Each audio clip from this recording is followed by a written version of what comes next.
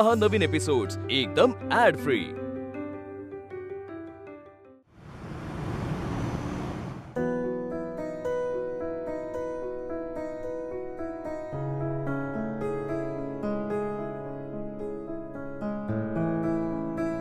काय राघव, हल्ली डबा आणत नाहीस?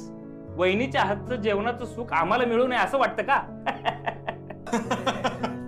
राणे तसं नाही रे, बायको किती चांगली असली तरी 4-8 महिन्यात तिचा कंटाळा येतोच। शेवटी आलाच ना वडापाववर। अगदी खरंय। आता आमच्या हिचंच बघ ना, मी एकदा काय तिला म्हंटल की मला वालाची भाजी आवडते, तर आठवड्यातून 4 वेळा वालाचीच भाजी करते। तुझ्या घरी कोणती भाजी करते रे वहिनी? भाजी कुठली का असेना रे, रोज रोज एकाच पद्धतीचं जेवण करून कंटाळा येतोच। खरंय, शेवटी वडापाव हे अंतिम सत्य। अगदी बरोबर। झालं असून की अजून हसायचं आहे? या असून घ्या। बायको म्हणजे तुम्हाला चेष्टेचा विषय वाटतो ना? मित्रांना हसवायचं असेल तर बायकोचा कुठला तरी विषय काढायचा आणि मित्रांना हसवायचा। पण ती बिचारी आपल्यासाठी काय काय राबते या गोष्टीचा कधी विचार आला डोक्यात? तिच्या जागी किचन मध्ये ओट्यासमोर उभं राहून पदार्थ बनवण्याचा कधी प्रयत्न केलाय कधी प्रयत्न? ती रात्रंदिवस आपल्यासाठी राबत असते। माझ्या नवऱ्याला काय आवडेल, मी त्याच्यासाठी काय बनवू, आदल्या रात्री ती विचार करत असते। आणि नवऱ्यासाठी म्हणून तिने बनवत असताना मुलांना मात्र ते आवडत नाही, मुलांना काहीतरी वेगळंच आवडत असतं। मग मुलांसाठी काहीतरी वेगळं बनवण्याचा प्रयत्न करते ती। बरं, त्यानंतर सासू आलीच, मग तिचंही काहीतरी भलतंच म्हणणं असतं, अगं हे ह्याच्यामध्ये हे कमी पडलं किंवा अमकं जरा जास्त पाहिजे होतं। ती अजून तिला शिकवायला लागते। या सगळ्या गोष्टींचा ती विचार करत असते, घरातल्या प्रत्येक माणसाचा ती विचार करत असते। पण ह्या सगळ्या गोष्टींचा विचार करत असताना तिला काय आवडतं हा विचार ती कधीच करत नाही। तुम्ही मात्र सकाळी सवयीनुसार उठता, गरम पाण्याने आंघोळ झाली की मग बायकोनेच काढून ठेवलेले कपडे ते घालायचे आणि निघता निघता ती तिने बनवलेला डबा तुमच्या हातात आणून देते। मग तो डबा उघडून बघायचा आणि मग तिला परत एकदा टॉन्ट मारायचं, हे काय, हे आजच का, असं काहीतरी बोलतो। पण असं बोलण्याने तिच्या मनावर काय परिणाम झाला असेल याचा विचार सुद्धा आपण करत नाही। आपण निघून जातो ऑफिसला, आपण ऑफिसमध्ये येतो आणि आपल्याला वाटतं की आता आपली बायको घरी आराम करत असेल, रिकाम टेकडी बसलेली असेल, पण नाही, ती सतत काही ना काहीतरी कामात गडलेली असते। बायको आपल्यासाठी जे जेवण बनवते ना त्याला फक्त मसाल्यांची चव नसते, त्याच्यामध्ये प्रेम, काळजी, माया असते, या सगळ्यांची चव असते। आणि म्हणून आपण जे आज धडधाकट आहो ना, आपली तब्येत चांगली आहे ना, याला कारण ही बायको असते आणि ती तुमच्यासाठी चेष्टेचा विषय आहे। विनोद करता तिच्यावर तुम्ही? कधीतरी तिला घरी जाऊन विचारलं की आज आपण तुझ्या आवडीचं काहीतरी बनवून खाऊया, किंवा जे तिने बनवलेलं आहे त्याचा पहिला घास खाताना कधीही असं वाटलं तिला बोलावंसं की किती सुंदर बनवलंयस तू, आज ही भाजी किती छान झाली, एकदा असं बोलून बघा तिच्या डोळ्यात पाणी येते की नाही ते। कधीतरी तिच्या जागी त्या किचनच्या ओट्यासमोर उभं राहून बघा, म्हणजे मग तुम्हाला ती बाई पण कळेल आणि तिचे कष्ट कळतील।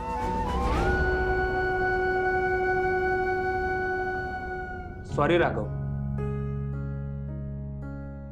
नाही, आय एम सॉरी।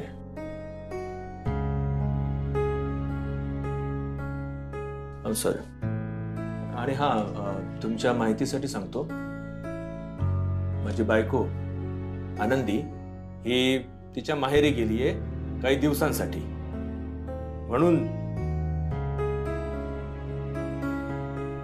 चालू दे तुमचं।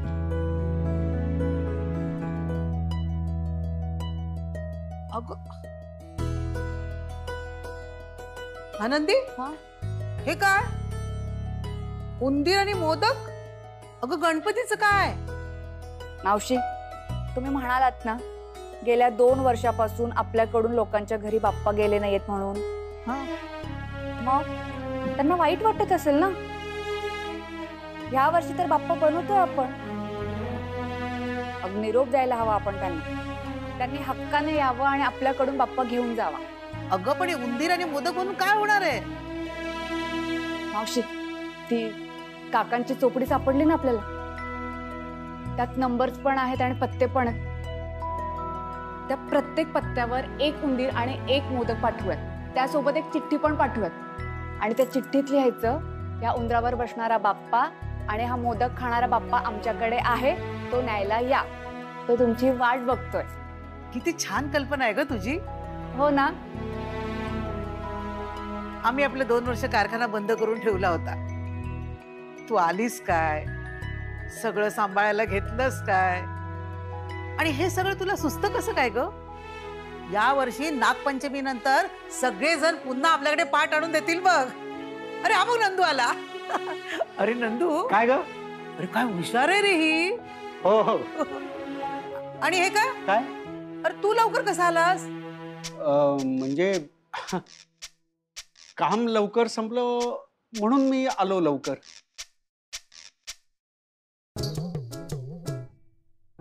दादा, बाकी काम व्यवस्थित चालू आहेत ना? हा हो वहिनी, मी सुद्धा तुम्हाला मदत करतो. ए थांब, मातीला हात लावायचा नाहीस तू. काही 2 वर्षांनी. नंदू, एकदा यात रमलास ना तर बाकी सगळी कामं सोडशील तू. मला माहितीये ना, या बाबतीत तू अगदी बापावर गेलायस. मावशी, असू द्या ना, करू द्या ना त्यांना. हे बघा, आता त्यांच्या वडिलांचा वारसा आणि परंपरा पुढे जायला हवी की नाही? त्यांनी ह्या गोष्टींना हात नाही लावला तर तो वारसा कसं काय पूर्ण होईल? करू द्या ना मावशी. दादा, बनवा एक मोदक. हो, पण फक्त एकच. आणि हे बघ आनंदी, याला जास्त वेळ इथं बसू देऊ नकोस हा, सांगून ठेवतेय. आलेच मी. आता कसं वहिनी, तुम्ही सांगा मला जरा. सांगते. हा, बरोबर.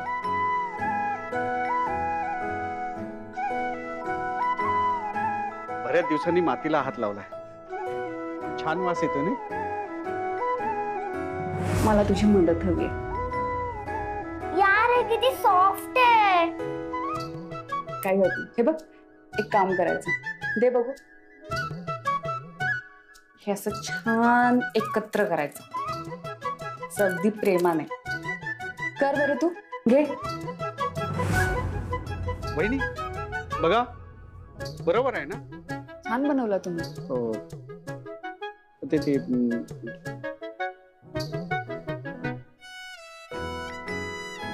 काकांच्या हातची कला तुमच्या हातात आली वाटतं.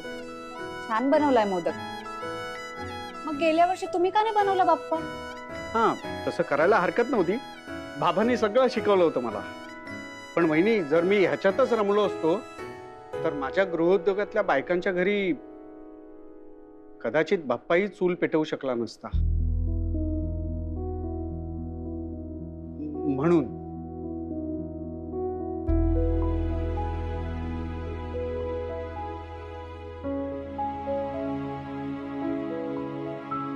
छान झालेत ना? अहो वहिनी, मोबाईल मातीत पडला.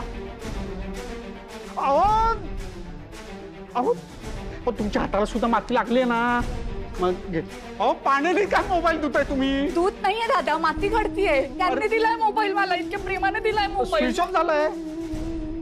बंद पडला गेम बाय माझे. काय रे, काय झालं? माती. तेच करणार तू.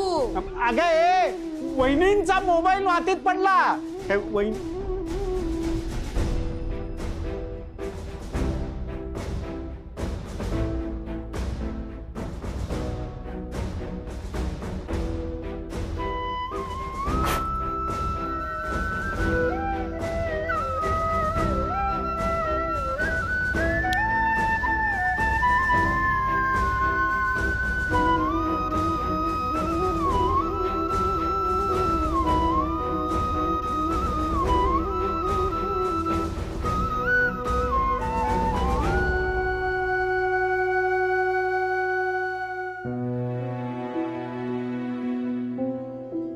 आनंदी, खूप उणीव भासते का तुझी? सतत आठवण येत राहते. सारखं वाटतं की तू माझ्या समोर असावंस, मी तुझ्याशी बोलावं, तुला बघत राहावं.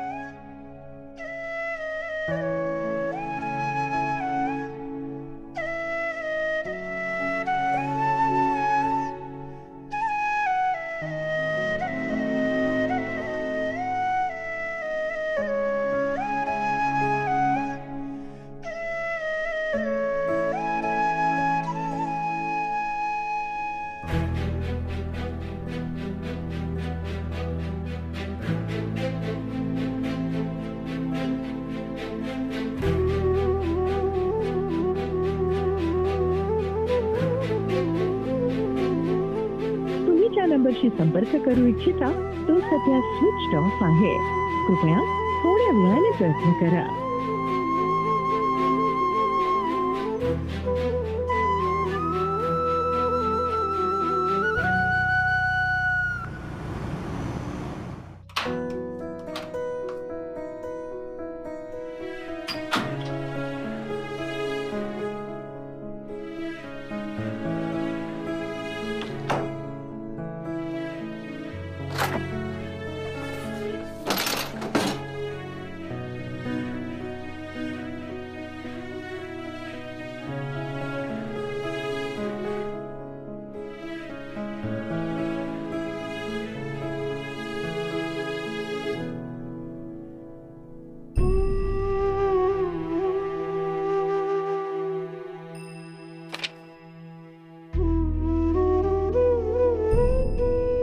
माफ करा, आजवर ह्या घरात तुम्हाला विचारल्याशिवाय काही केलं नाही मी.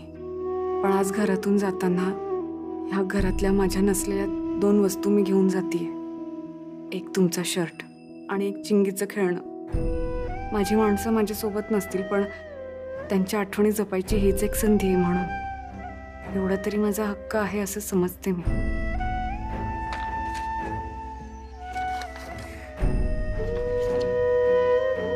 तुझाच हक्क आहे आनंदी, तुझाच हक्क आहे माझ्यावर, या घरावर, सगळ्यावर.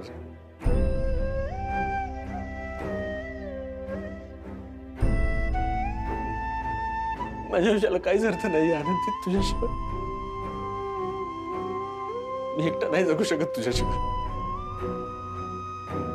मला तू हवी आहेस, माझ्या समोर हवी आहे, तो माझ्या बाजूला.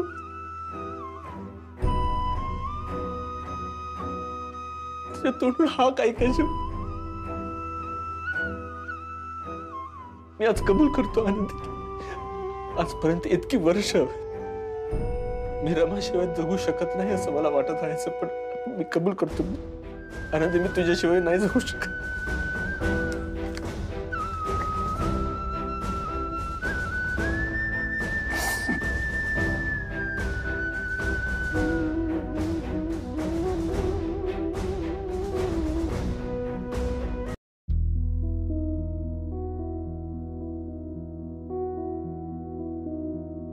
चालू झाला एकदाचा फोन.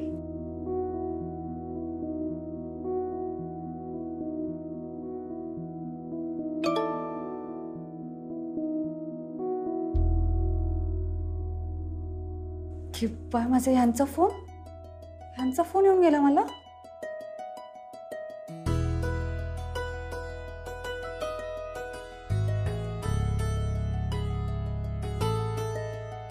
ह्यांनी फोन केला होता मला. का केला असेल फोन? खरी बरं असेल ना सगळं? काय करू का ना फोन?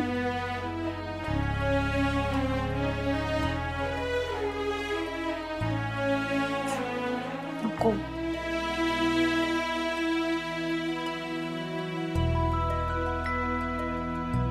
करायला हवा मी फोन.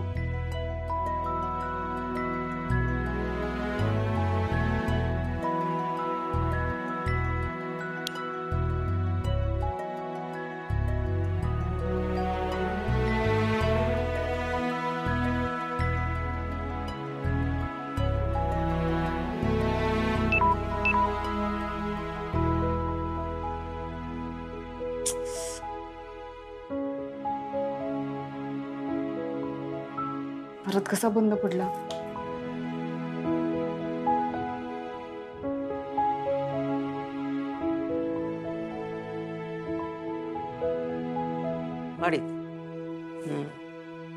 हा, अरे तिनेच बनवलं सगळे. मग वहिनी कुठे आहेत? अरे तेच मी तुला सांगते ना, एवढं सगळं तिने बनवलं, तिकडे जाऊन मोदक बनवले आणि तीच आली नाही जेवायला. पाणी दे रे. हो, हा आवरावर करत असतील, खोलीतच असणार. तिची नि माझी एवढी जवळीक नाही ना, नाही तर हाताला धरून इथंच जेवायला बसवलं असतं मी तिला.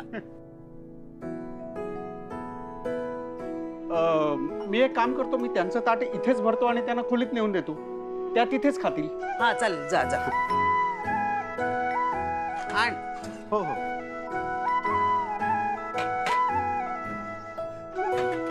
काय रे? हा आलो. घे भाजी घे. छान वास पण मस्त सुटतो. पोळे पोळे. हा पोळी घे. हे घे. हा भात घे भात. हो. वरण पण घे. हा अरे एवढा सगळा घेतो, आणखीन घे ना तिच्यासाठी घे. हो हो. हा वरण घे. आणि तिला म्हणावं सगळं संपवायचं, काही शिल्लक ठेवायचं नाही. हा जा जा लवकर ये जा.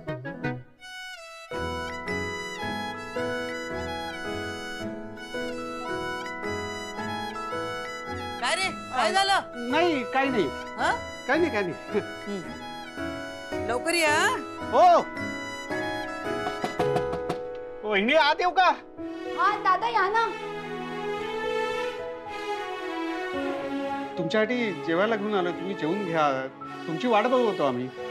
की बाय माझे माफ करा ना दादा, फोन बंद हरकत पडला. नाही, तुमची मनस्थिती मी समजू शकतो. येतो.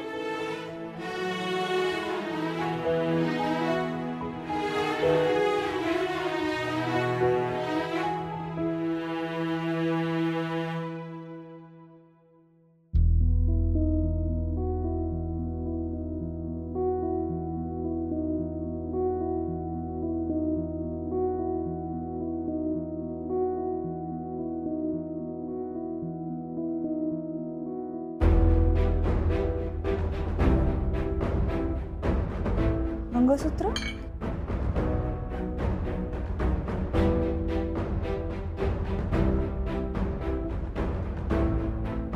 माझं मंगळसूत्र नंदू दादांकडे कसं काय आलं? बाय माझे म्हणजे नंदू दादा, नंदू दादा, ओ नंदू दादा थांबा थांबा. हे काय? हा काय झालं वहिनी? मंगळसूत्र कुठून मिळालं तुम्हाला? कोणी दिलं मंगळसूत्र? घरी गेला होतात का तुम्ही? कोणी दिलं सांग, बोला ना काहीतरी. तुम्ही वचन दिलं होतं ना मला, मोडलं का वचन? असं काय करताय वहिनी तुम्ही? मला ब्लड प्रेशरचा त्रास आहे, आपण बसून बोलूया का? थांबा, बोला इथेच बोला. कोणी दिलं मंगळसूत्र? I am sorry. म्हणजे माझ्याकडनं खूप मोठी चूक झाली. तिने विचारल्यानंतर मी तिला नकार नाही देऊ शकलो. तिने म्हणजे कोणी? वर्षाताईंनी? दुसरी कोण आहे? की बाय माझे अहो काय हो नंदू दादा. तिने विचारलं, मग मी तिला सांगून टाकलं की तुम्ही इथे राहताय म्हणून. एक गोष्ट सांगितली होती ना नंदू दादा की मी इथे हे कुणाला सांगू नका, वर्षाताईंना पण नका सांगू. मी सांगितलं होतं ना तुम्हाला, मग कशाला सांगितलं? आता वर्षाताईंना कळलं म्हणजे आईंना कळेल, आईंना कळलं, चिंगीला कळेल, ह्यांना कळलं तर काय करू मी? नाही नाही, असं होणं शक्य नाही, कारण मी तिच्याकडनं वचन घेतलंय ना की कुणाला सांगू नकोस म्हणून. हा वचन तर तुम्ही पण दिलं होतं ना मला. त्याचं काय झालं? बोललात ना तुम्ही, सांगितलं ना वर्षाताईंना. आणि तुम्हाला नाही माहिती, वर्षाताईंच्या पोटात काहीच राहत नाही, सगळं मोकळेपणाने सांगून टाकतात सगळ्यांना. ह्यांना सांगितलं तर काय करू मी? नाही नाही, तशी नाहीये ती. आधी होत असेल तिच्याकडनं चुकून, पण आता तिने लक्षात ठेवलं की हे कुणाला सांगायचं नाही म्हणून. कशाला सांगितलं नंदू दादा? काय करू मी आता? आणि हे मंगळसूत्र कशाला पाठवलं असेल त्यांनी? फक्त मंगळसूत्रच नाही पाठवलं तिने, मग निरोपही पाठवलाय. वर्षा म्हणाली की आनंदी बहिणीनं जाऊन सांग की या मंगळसूत्राच्या खऱ्या मालकीण तुम्ही आहात. तुमचं त्या घराशी असलेलं नातं ह्या मंगळसूत्राने जोडलेलं आहे आणि तुमचं हे नातं कोणीही काहीही झालं तरी तोडू शकत नाही. पुढे जाऊन वर्षा हेही म्हणाले की या मंगळसूत्रासहित तुम्ही तिला घरी परत आलेल्या हव्या आहात आणि ह्याची जाणीव तुम्हाला सतत होत राहावी म्हणून तिने हे माझ्यासोबत तुमच्यासाठी पाठवलंय.